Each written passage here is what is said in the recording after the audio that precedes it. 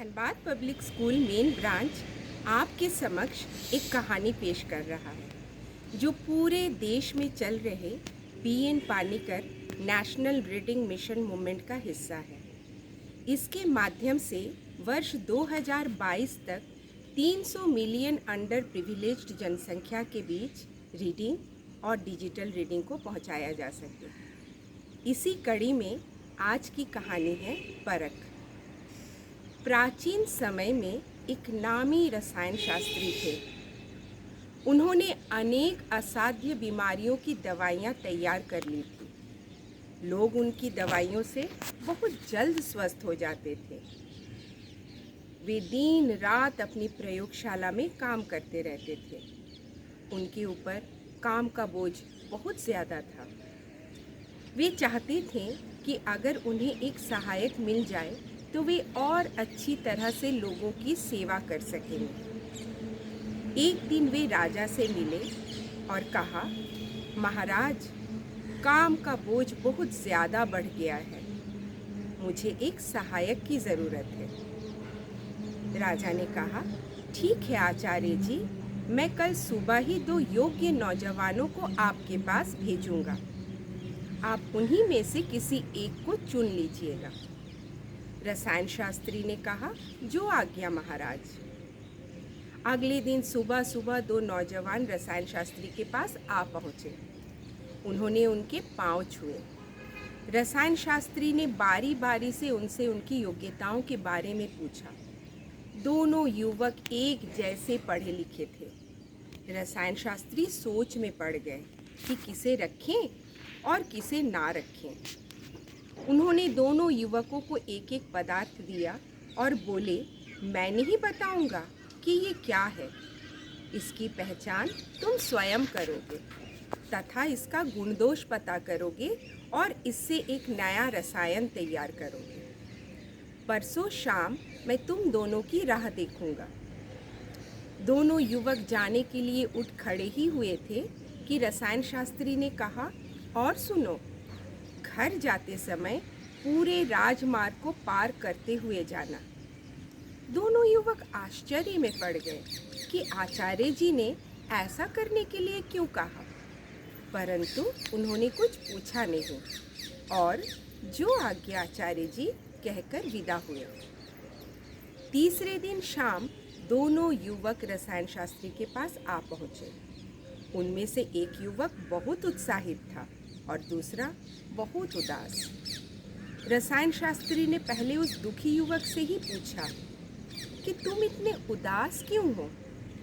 उसने उत्तर दिया, आचार्य जी, आपने जो पदार्थ दिया था मैंने उसकी पहचान तुरंत कर ली, परंतु मैं उससे कोई भी दूसरा रसायन तैयार नहीं कर सका। इतने में दूसरा युवक तपाक से बोल उठा, मैंने तैयार कर लिया है आचार्य जी। रसायन शास्त्री ने कहा, अच्छा दिखाओ तुमने क्या तैयार किया है। उस युवक ने बहुत ही उत्साह के साथ अपने तैयार किए हुए रसायन दिखाए, उसके गुण दोष भी बताए। रसायन शास्त्री ने उसे शाबाशी दी।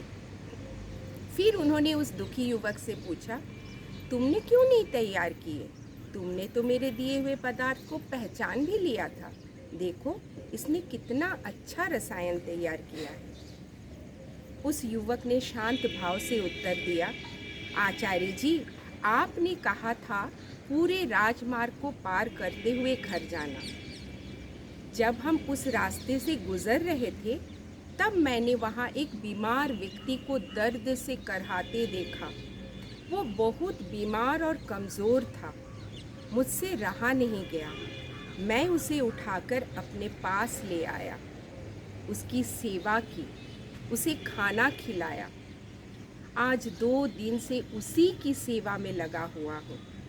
आज वो थोड़ा स्वस्थ है, इसलिए मैं आपके पास ये बताने आ गया कि मैंने आपके दिए हुए कार्य को पूरा नहीं किया है। मैं आपका अपराधी हूँ। युवक नज़रें झुकाकर खड़ा था। रसायन शास्त्री ने आगे बढ़कर उसे गले से लगा लिया और बोले, तुमने बहुत अच्छा काम किया। मैं तुम्हें ही अपना सहायक नियुक्त करता हूँ। मुझे अपने काम के लिए बिल्कुल तुम्हारे जैसे सहायक की ही ज़रूरत है। दोनों युवक चले गए। जिसने रसायन नहीं बनाया था उसे नौकरी मिली, और जिसने रसायन बनाया था उसे नौकरी नहीं मिली। राजा के कानों तक जब ये बात पहुंची तो राजा ने रसायन शास्त्री को अपने दरबार में बुला भेजा और बोले, आपने ये क्या किया आचार्य जी? जिसने रसायन नहीं बनाया था उसे नौकरी पर रख लिया, और जिसने रसायन बनाया था उसे ही नौकरी पर नहीं रखा। रसायन शास्त्री ने विनम्रता से उत्तर दिया, महाराज, जो केवल यंत्र की तरह दवाई बनाए, मुझे ऐसे सहायक की ज़रूरत नहीं। जो मानव की तरह मानव की सेवा ही ना कर सके, वो लोगों का इलाज कैसे करेगा? इसलिए मैंने दोनों युवकों को पूरे राजमार्ग को पार करते हुए घर जाने को कहा था, क्योंकि मुझे समझ नहीं आ रहा था कि मैं किसे अपना सहायक नियुक्त करूं।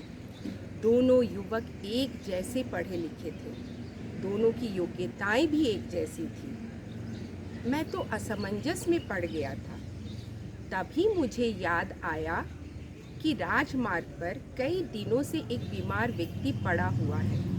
मैं खुद उसे उठाकर लाने की सोच रहा था, परंतु व्यस्तता के कारण नहीं जा पा रहा था। तभी मुझे ये तरकीब सूझी और मैंने दोनों युवकों को उसी रास्ते से जाने को कहा। दोनों उसी रास्ते से गुजरे महाराज, परंतु एक सेवा करने के लिए रुक गया और दूसरा नहीं रुका। जो सेवा करने के लिए रुक गया, जिसने मानव की तरह मानव की सेवा की, मैंने उसे ही अपना सहायक नियुक्त किया। क्या मैंने कुछ गलत किया महाराज? राजा को रसायन शास्त्री की बात समझ में आ गई। उन्होंने कहा, नहीं आचार्य जी, आपने बिल्कुल सही किया। आपने उचित व्यक्ति को ही अपना सहायक चुना।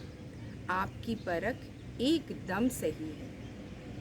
इस प्रकार सेवा का हमारे जीवन में बहुत बड़ा महत्व है। जो व्यक्ति सच्चे दिल से किसी की सेवा करता है, उसका हृदय बहुत विशाल होता है और उसके साथ हमेशा अच्छा होता है, जैसा कि इस युवक के साथ हुआ। हम आपसे अपील करते हैं कि आप भी एक कहानी पढ़ें, उसे रिकॉर्ड करें और अपने 10 दोस्तों और जानने वालों को भेजें, और उनसे भी एक कहानी रिकॉर्ड कर अगले 10 लोगों को भेजने की अपील करें। आइए हम इस रीड एंड ग्रो मैसेज को फैलाएं। अगले संडे हम फिर आएंगे एक नई कहानी के साथ। तब तक read at home, grow at home.